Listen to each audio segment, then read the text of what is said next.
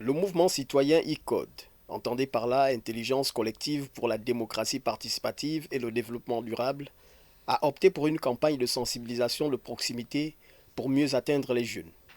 De ce choix porté sur l'Institut des sciences appliquées, ISA, situé dans le 2e arrondissement de la commune de Port-Gentil, précisément dans l'enceinte de l'école privée catholique Saint-André. Dans cette salle de classe, réunissant près d'une cinquantaine d'apprentis, Didier Mavikana et son équipe sont venus dialoguer avec leurs compatriotes sur les procédures d'inscription sur les listes électorales et les modalités de vote qui pointent à l'horizon.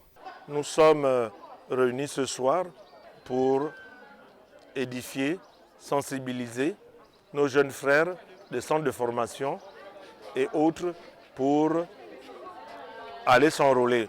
Un enrôlement qui a commencé depuis le 2. Nous avons commencé par les centres de formation. Certainement, nous irons dans les lycées pour les primo-électeurs. Au cours de ces échanges, qui auront duré près de 2 heures d'horloge, plusieurs observations ont été faites. Lesquelles observations cadrent ainsi avec les objectifs visés de cette campagne de sensibilisation. Nous avons remarqué que nos jeunes frères qui ont atteint la limite d'aller voter 18 ans n'ont pas toute l'information adéquate.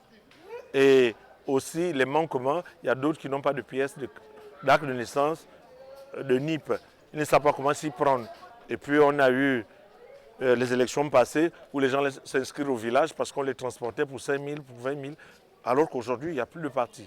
Donc les gens hésitent un peu d'aller s'enrôler parce qu'ils ne sont pas soudoyés. Cette rencontre d'échange semble avoir porté ses fruits, au regard de l'engagement manifesté par la majorité de ces jeunes concitoyens et concitoyennes.